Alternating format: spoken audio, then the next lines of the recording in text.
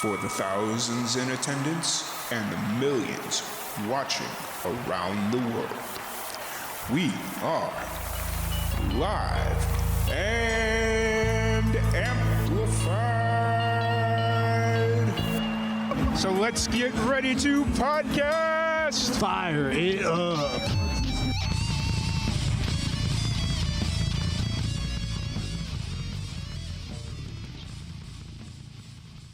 Welcome, everybody, to another live and amplified livecast. I'm your host, Tom Quiet, and we are back at it again with another amazing podcast. Today, we have a very special guest. We have Alex Embler. How's it going today, Alex? What's up, man? I'm doing well. How are you? Oh, just hanging in there, waiting to see if we're actually going to get a tornado or if it's just all hearsay, you know? Yeah. Prayers up for you, dude. Prayers up.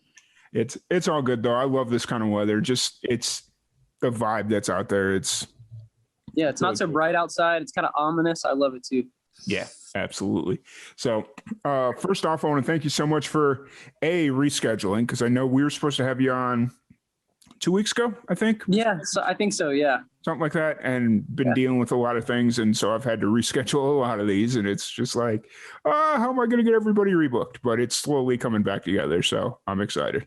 All good, man. Well, thanks for having me. Yeah, absolutely. But before we kind of jump into your new music that's been released and getting ready to get released, what's kind of your background? What got you into music? Oh man, that's a tough one. So, man, I've loved to sing my entire life. So in terms of my love for singing, that's been something that's sort of been there. I grew up, baseball was like my thing. I played college baseball, professional baseball. That was kind of like my first love. But in the back of my mind, I sort of, in college, I was a vocal major. That was something that, again, it was always kind of something I would like to do, not something I thought I would end up doing. After I was done playing pro ball, I was just kind of working a regular job, and I decided that I was going to give it a shot. Went to Nashville, and here I am. I would say, I have also kind of a background in metal as well. I was a promoter for a while. I owned a booking agency, and I booked tours and things like that. So I've always been kind of around music, but just not necessarily on the artist side of things. I was kind of on the back end. So I felt I had the ability to do it, and kind of being around people in Nashville and feeling that sense of competition, and everyone here was grinding and working on it, and I was like, man, I could do this. And so that's when I did the Lewis Capaldi cover, and got some attention from that, and kind of just took off from there. Awesome. So you had brought it up that you have a background in metal and more rock. How do you transition from metal and rock and doing all that stuff into more R&B and pop type music? Well, so I guess man, during those angsty teenager years, that's when I got into metal. And, but I was always the kid, when I was younger, I moved around quite a bit, a lot actually. And I was always the kid with headphones on, listening to Neo and Usher and Chris Brown and things like that. I've always loved that kind of music. It always kind of brought something out of me. It's sort of, I don't know, it helped me when I was a kid because it was emotional, and I was emotional and all that. And I then kind of got into metal because, again, I was an angsty teenager, and going to shows was really fun. And I made a lot of friends through it. And I felt kind of like I belonged in that scene. But I found, there was a band that kind of got me into it. They were called Dance Gavin Dance, and they had a singer named Johnny Craig. He's incredible, but he has such an R&B type of voice, and that's actually what he does now. And so I would say that hearing the R&B style vocals that I loved as a kid being molded into metal music was a game changer for me. I was like, oh, that's something that I could do. That's what made me sort of like that sound. So I kind of figured I could do both. I can sing in metal bands and be rangy and powerful, and I can also slow it down and be soft and emotional and do the R&B thing. So I will always have a love for metal, but R&B is sort of at the base of everything I ever did music wise. So gotcha. And who was as you were growing up kind of listening to music and kind of finding your sound, who was introducing you to music, or who introduced you? Man, I would say that I tended to, I guess I found all my music on the radio, really. Okay. You know, I think that, you know, I listened to a lot of pop. Back when I was a kid, I think the only methods I really had to find music were the radio. And then there was MySpace. You know, Yeah. I started finding a lot of music through MySpace. And then, you know, downloading music on LimeWire and, you know, burning CDs and things Yeah. like that. So yeah, I would say people, I mean, and then, you know, as I got older, my friends, you know, they introduced me to metal. So Yeah. I kind of learned, I kind of got that love from them. And going to a new school, I found a new group of friends and they sort of were like, hey man, we listen to metal. Say, okay, I guess I'll give it a try. Yeah. Completely understood. You know, I think my musical journey's kind of been the same way, you know, like my parents introduced me to the music that they liked when we'd be in the car because it's their car. Yeah. They handle Right. the radio station, and then you get around your friends and it's like, oh, we're listening to this. And then you get around a different group of friends, oh, we're listening to this. And so then it's just kind of like, hey, now you got your musical foundation, I guess. So That's exactly right. And you kind of pick, you know, some things you like, some things you don't. But for me, man, like I listen to literally any type of music. I listen to country. You know, I'm a North Carolina boy at heart, so country music's in my blood. I'll always have love for that. You know, I'll listen to just really anything as long as it sounds good and it's got a good melody and a good hook. I'll like it. So yeah, absolutely. And as long as there's some real artistry in it, I follow. right. Yeah, like Exactly. But so you just released some new singles to build up towards your EP. Where do you want to jump straight into the EP, talking about the EP, or do you want to talk about Rich Girl and 9 Hours for a little bit? Yeah, we can talk about the singles and then we'll talk about kind of the project that it's going to culminate into. Okay, so they're both going to be on the EP? Like they're both? They are. Okay. Yep. Mm-hmm. So Rich Girl came out for towards the end of 2020, right? Yep. It came out September 25th. Okay. Yep. And Rich Girl was December. What? Or, excuse me, 9 Hours was December. Yeah. Okay. I was sitting here. I was like, nope. Yep. Okay. Got it. I haven't switched around. So, Rich Girl, what's kind of the story behind that? Rich Girl, it's you know, it was meant to be sort of a bubblegum pop song, sort of poking fun at the whole, you know, people that have been spoiled their entire life and have never really dealt with any hardship. I just, you know, it's sort of a satirical type of message. It's meant to be fun and kind of a summer type of a sound, something that's just kind of silly. Yeah. The music video is the same way. It's just kind of a silly video where I get robbed and then I don't get robbed. And but yeah, it was meant to be an upbeat sort of pop song that people were just like, oh man, this is catchy. And it worked out. Gotcha. Yeah.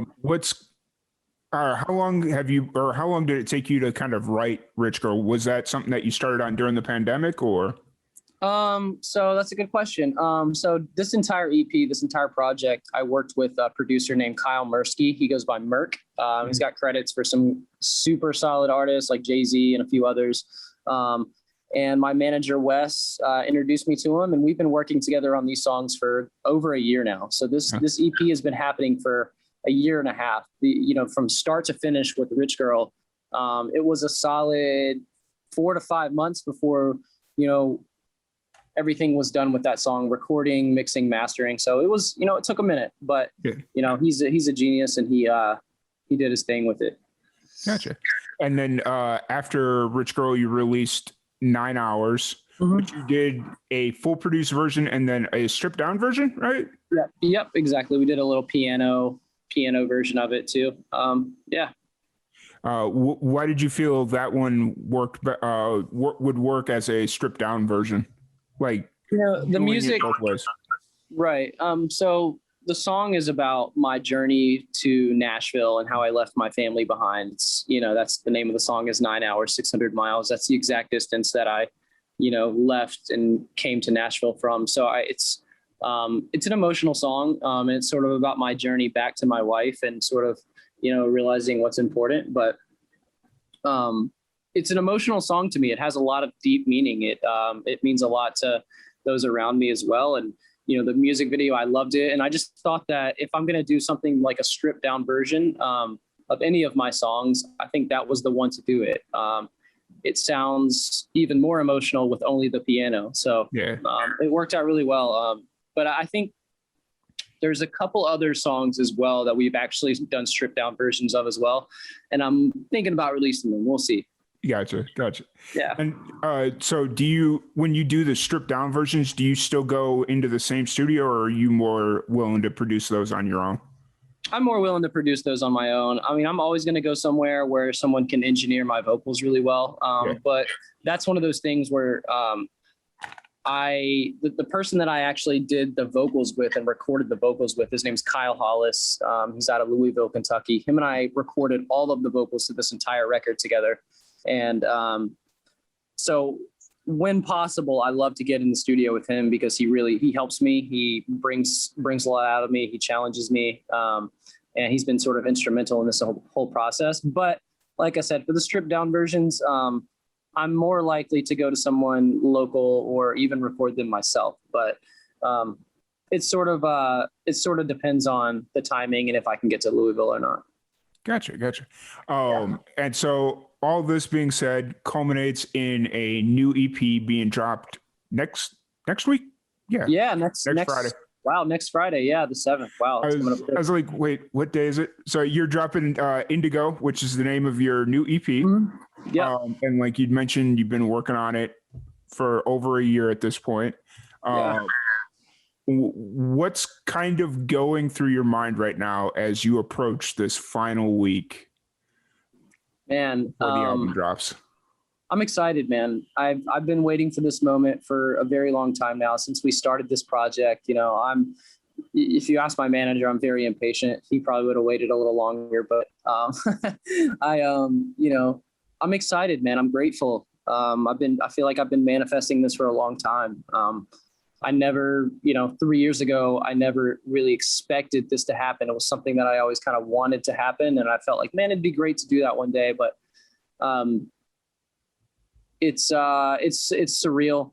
I'm excited. I'm nervous. I'm anxious. I'm all of that stuff. But I'm mostly just very grateful that I'm in a position to be able to do it. I have a solid team around me. It's a great record. So I'm very confident that people are going to love it and find it really fun and different and new, and fresh. So I'm excited, man. All that rolls into just being very excited and anxious to get it out to everyone. Awesome. And so you released a music video for, you said, not 9 hours, Rich Girl, right? Yeah. Mm-hmm, for both. Are you looking at doing a music video for anything else? Yeah. So the same day that, sorry, there's mosquitoes out here. The same day that I released the EP, there's going to be a music video coming out for the title track Indigo. So that'll drop the same day. It's sort of a surprise. Well, I guess not anymore, but sorry about that. That's gonna be sorry, I didn't mean to blow your spot up like that. No, it's cool. It's a good time to plug it. But yeah. We're going to have a music video for that. It's super dope. We filmed it in Baltimore, Maryland, right on the water. We got to burn a piano. That was sweet. It was a good time. So I think you guys are going to dig that. Awesome. How much, as far as like creative control when it comes to music videos, what's kind of your role in that whole part when it comes down to coming up with the creative for videos? I kind of just do a lot of smiling and nodding. Okay. No, I'm just kidding. No, my manager Wes is a genius with vision. He's directed all the music videos in conjunction with the videographer. He sees things better than I do when it comes to that, and he loves it. He truly enjoys it. So I let him do his thing on it. We collaborate on it. If I think something's stupid, I tell him. If he thinks one of my ideas are stupid, he tells me. And it's a big collaboration. But he's got a great eye for things. He's very, very smart, and he hasn't steered me wrong so far. So I'm going to let him keep on being creative with him. Cool. It's always good to have somebody that'll tell you when something is stupid, because I'm very much one of those people that are a little bit more passive aggressive, where it's like, well, it needs a little bit more work. And whenever I tell somebody that, it usually means I don't like it. Right. And then sometimes there will be a situation where it's like, no, it just needs a little bit more work, and it really just does need a little bit more work, and they scrap the entire idea because they think right. It's like, I need to rethink how I express things. I'm the same way. I like to shoot. I don't want to hurt anyone's feelings, but it's a good and a bad thing. You know, you're empathetic, but also I guess it is a good thing to have somebody to shoot you straight. You know, you got to have someone to bounce ideas off of and someone to, you know, give you a very subjective viewpoint for what you're trying to do, you know, and it's worked so far. Like I said, I mean, he's everything so far has been great. So I'm going to let him keep on directing these things. Yeah, absolutely. Absolutely. So you mentioned that you'd gotten your start in the metal scene. Do you see a world where in the near future you start working on a metal project, or is it always just going to kind of be R&B? Like, where do you kind of see yourself moving in the future? Man, I don't know, man. I don't know. I guess you guys are going to have to wait and see. No, I'm just kidding. I think absolutely, man. Like, you know, something that's like post-hardcore, something along the lines of like Seosin or, you know, Amberlin or something to where I could still kind of make it, you know, a little more singy and sort of, you know, keep the melodies and the choruses and such. But, you know, who knows? I do demos all the time. I work with a lot of people. I've had a few opportunities come up to, you know, front some bands, and I've thought about it. But I want to give the solo thing a good run. I want to make sure that, you know, I'm enjoying it too. I'm enjoying having, you know, kind of, I don't want to say control, but I've enjoyed sort of letting my own creative vision sort of flourish and kind of figure out things myself and what kind of an artist I am. Absolutely. So I think that's going to enable me to be a better bandmate and to, you know, write better music with other projects later. So I think, you know, for right now I'm focused on this, but I'm not ruling anything out. I've got a lot of demos. I got a lot of friends in that industry, and, you know, it's certainly possible. Awesome. You know, I always love it when people just kind of you think they're going one way and then they just make a left turn, and it's love it. Yeah, it's always fun and entertaining. People don't like it usually. Well, they pretend they don't like it at first, and then they're like, all right, fine, I like it. And then, you know, and then you forget whenever they were doing the previous genre. So I don't know. I would like to think that I could seamlessly transition into something else, but you know, I have a love for R&B and pop, and, you know, I think, the demographic is so wide in this genre of music. You know, I feel like there's a lot more people that can relate to my music as an R&B artist than I think in the metal realm. I just think I have a lot higher ability to reach different people. So. Oh yeah, absolutely. You know, to kind of lean back in on that one a little bit about people that don't usually like it. For me, it's usually if somebody does a specific genre for so long, like they have a 10, 15, 20-year career, say as a hip hop act, and then they make a left turn and they're now all of a sudden they're doing solo acoustic Americana, you know, just something random like that. It's just kind of like, really? Yeah. It's one of those things too. It's you know, every artist is also a human being. We all have different loves, and we've always, I feel like every artist has that one thing like, man, I really would like to put out this sort of record one day because I really love this kind of music. And I feel like whenever they do that later in their career, that's when they're kind of, that's their opportunity to do that, you know? Yeah, that's true. It's their time to like, you know what, I've been wanting to do this. I would hate myself if I didn't. So I'm going to try it. And for the sake of, if people don't like it, it's all good, you know? So I can understand it. I can definitely understand it. Yeah, absolutely. So for Indigo, since that's dropping here in just a little over a week, what was the song selection process like? Did you specifically write for the EP, or had you already had 20 songs written and you're just kind of like, nah, I like these 5, let's put it together? We had quite a few to choose from. But, you know, I think that we really did compile the 5 songs that are on the EP for this EP. So we wrote everything with the intention of it being this sort of being part of this project. So everything we wrote for, we knew was going to be part of like our initial offering of these 5 songs. So we wrote for the EP, but we had a lot to choose from. I mean, every song on this record is different. Every one of them, you know, a couple of them are, you know, kind of clubby type of songs, such as Rich Girl. There's a couple ones that are a little more emotional, and then there's a couple that are sort of middle of the road. You know, Indigo, I think people are really going to see. It's sort of a culmination of all of the songs. You know, Winning is it's a really like hype song. It's very upbeat. People are going to love that one. That's one of my favorites. And then my favorite on the record is probably Gone Forever or Indigo, because they're sort of middle of the road. They incorporate everything from the rest of the EP on those. So I think we had the intention of writing a lot of different stuff for the EP, and we had a lot to choose from, but these were the 5 best. Yeah, gotcha. Cool. Well, I know I'm excited to hear the EP, and can't wait to see what the reaction is. I can't wait to see the music video for Indigo as well. Yeah, I'll send it to you. Awesome. But also, on these podcasts, we like to talk outside of music a little bit. And since you brought up that you were a pro ball player, I want to touch on that one a little bit, because growing up in South Chicago, baseball was king in the in the mid 90s there. When you say you play pro ball, how far or where did you play, or how far did you go? And I played independent league. I played in Alamogordo, New Mexico. I played for a team called the White Sands Pupfish.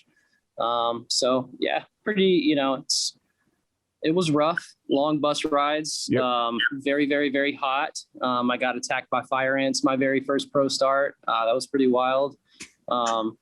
It was crazy, man. It was a hell of an experience. Well, I'm going to say, I let you kind of say where you played, because I lived in Roswell, New Mexico for 4 years. Did you? Cool. I may have seen you play, because I used to go to like Roswell and Vader games all the time. Did you really? No way. You might have. I remember going to you, because you played in like 2015, right? 2015. Yeah. I don't remember any specific games or anything, but one of the games I went to was a White Sands pufferfish game. So I would have definitely been there. Yeah, that's funny. Yeah. So. And because I remember originally I was working, back when I first moved out to New Mexico in 2013, I was trying to revive. I did a baseball podcast where I would interview independent baseball teams, and I was actually in conversation with what was he, like the president of the Pecos League or whatever, about setting up like interviews with people. Yeah. So, wow. Luckily that just never really, or not luckily, it just never really went anywhere. And, but I did end up going to a few games. So that's kind of funny that, you definitely, we were close in proximity, man. I was definitely there. I remember how bad the mosquitoes were at that field. Yeah, I remember it was crazy. It was out in the, like a lot, especially the Roswell field. It is outside of town and in the back, not the backwoods, because there's no like real backwoods of Roswell. But right. It's out there. Yeah. That's crazy though, man. Yeah. Small world. Good time. Awesome. So you played there for like a season, and then you got I played for. Yep. I played there for about 3/4 of the season. Then I tore my labrum again, and had to come home. Gotcha. Was the hope to kind of go from there and then try and get signed, or were you just playing pro ball to play and whatever happened? Honestly, man, it was pretty unexpected. I had a job at that point. I had finished up JUCO ball, and then I went and played in a collegiate league in North Carolina, and actually did really, really, really well. Much better than I expected to do after quite a long layoff. And then I got the call after I had gotten the job, and they were like, "Yo, go play, have fun." I didn't really know, honestly. I knew that I was a bit older at the time. I was, going on 25 years old. My time was running short. But it was one of those things where the opportunity came up, and I didn't have a reason to say no, and I probably would have regretted it had I not went. I knew it was going to be a grind, not a lot of money, really tough, but it was. I didn't have expectations of going further than that. I just did it because I knew that it was going to be a cool experience, and I kind of run for things like that. So. Yeah, I gotcha. Completely understood. I had a buddy that I grew up with. He played college ball at St. Joe's in Rensselaer, Indiana. Yeah. Cool. And he ended up getting drafted by the Diamondbacks. Oh, and nice. He played, went to rookie ball, out in Arizona or wherever, and he was telling me how hard of a grind it was there. And then he decided to play one more season and see what happens. He went up to Short A up in Montana, Wyoming, all that fun stuff. And he was like, after that season, he was like, I can't do this anymore. Like, just playing baseball up there was the worst grind. And after a season and a half, he was just like, I retired.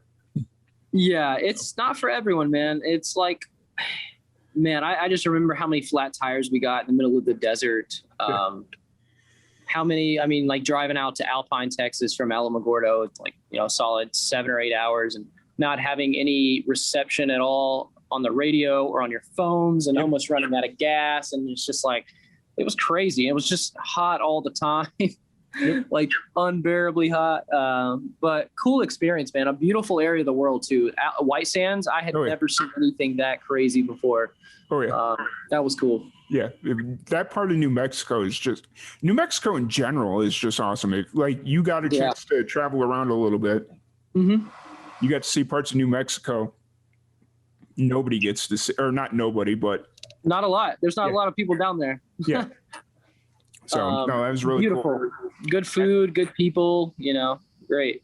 Yeah, absolutely.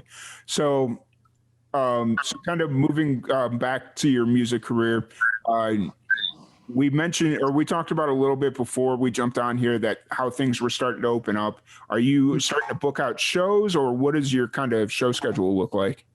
So yeah, we're working on that.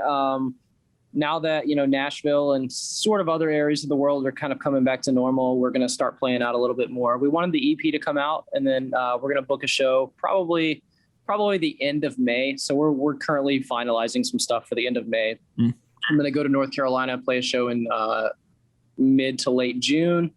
And then I'm going to be looking to probably tour later this year. So cool. I'm going to try to play as many shows as I can in and around Nashville, and just sort of like, without saturating that market, play as much as I can and, keep grinding. And well, when there isn't a global pandemic going on, how often are you normally, or would you like to be playing shows? I mean, I would like to be playing at least twice a month. That would be ideal. Once in Nashville, once within striking distance of Nashville, sort of building up this region a little bit, I played a show 3 weeks ago, I guess, about 3 weeks ago in Frederick, Maryland. So I'm open to go and play really anywhere where, I have a little bit of a draw. So, but at the same time, I'm new. I'm ready to go out and start like building relationships and playing in front of, even if I'm playing in front of 4 people, it's fine. I'm just ready to live that. So. Yeah, absolutely. It's I think at least initially you're going to find it's very similar to playing in the Pecos League. Right? I think that'll have prepared you more than you'll ever really notice. Oh my gosh, absolutely. I've already drawn some real similarities between a few things. Yeah. But again, hey, we're doing, similar to in the Pecos League too, man. You're there because you love it. You're there because you have a dream to do it. And the good news is that I don't have to have a labrum or a rotator cuff to do this. Yeah. So there's nothing that's going to stop me from continuing to grow. Absolutely. And then where in North Carolina are you from? I was born in High Point, but I lived in Greensboro. I lived in Western North Carolina in the Hickory area. Yeah. Those are the two main places that I lived. So you kind of bounced around a little bit around North Carolina. Yeah, a little. Yeah, over the years, definitely. Gotcha. But I finished high school in High Point, so. Okay. Cool. So just kind of moving forward, once the album or the EP releases, the plan is kind of just looking at shows and trying to book out the tour and all that stuff, or what's the plan once the EP releases? Yeah, we're gonna push it. We're gonna really push PR as well. We're gonna work for more opportunities to kind of get my story out there and to talk to people about even the deeper, darker places of my life, and sort of begin to get people to understand who I am as an artist. And I think we wanted to have the entire project out so people could really see the full scope of what I do. You know, they can hear each song. They're not going to judge me based on 9 hours and Rich Girl. They're going to see the diversity of all the music and kind of see that. So we're going to let that play out for a bit. We're going to, you know, put out a few pieces of content. I filmed a documentary. It's going to be a multiple piece documentary, probably 20 to 30 minutes long. That's being edited currently. So that's going to come out. People are really going to learn a lot about me through that. Some other songs. We got a lot of new music that we're working on. So, whoops, sorry about that. My bad. You're good. Yeah, got a lot of other stuff that we're working on. But I think for the next little bit, we're gonna ride out this EP. We're gonna play shows. We're gonna tour on it, see what happens, and just keep telling my story. Nice.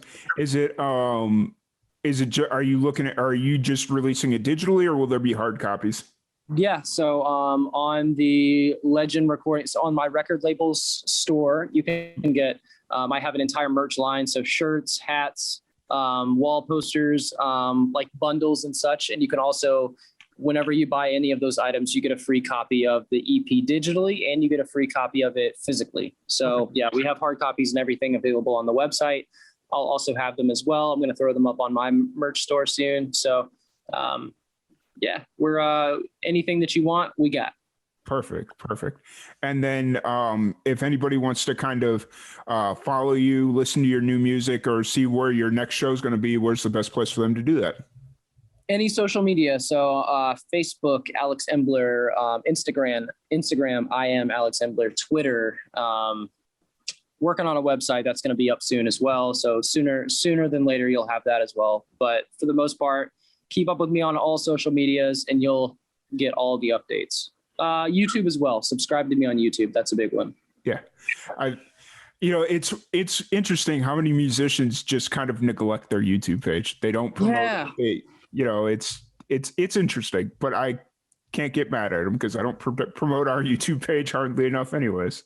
It's kind of a tough algorithm, isn't it? It's sort of tough to gain, it's one I haven't put a ton of time into really building, but it's actually kind of grown significantly since I started. So, but I should plug it more. You're right. YouTube. Well, because it's one of those things where I feel like the SEO on YouTube is a lot more friendlier just to natural growth. Like, as long as you're just kind of out there, especially being a musician, as long as you're just out there on every other social media or doing shows or whatever, I think people just will kind of naturally start searching you on YouTube. Yeah, absolutely. I think the reason people neglect it, and just kind of, as I'm sitting here thinking about it, it's like, because I think the SEO is a lot more naturally engaging. So, right. Yeah, I agree with that. I scroll for hours on YouTube, and it's honestly, I scroll that probably more than I do any social media. So it's kind of interesting why I would neglect to plug that, but yeah. Gotcha. Well, it's been a blast sitting here chatting with you, but I have to ask you the most controversial question I could possibly think of. Okay. And today that controversial question is pineapple pizza. Yes or no? Ooh, pineapple pizza. Yes, man. Yes. Pineapple goes on pizza. Like, I mean, listen, I'm not going to die on that hill. I'm not going to be one of those people like, if you don't like pineapple on pizza, you're no friend of mine. No, it's fine. We all have our own taste or whatever, but just so you know, you are wrong. Pineapple does go on pizza, and don't bring that shit around me because pineapple does go on pizza. Okay. Fair enough. Fair. Yeah. You knew exactly why I asked asked that question. It is literally the most controversial question that you can ask anyone. For some reason, I don't understand why. There's so many weird things. Like, I know people who put ketchup on eggs and shit. Like, I mean, I hope I'm not offending anyone here.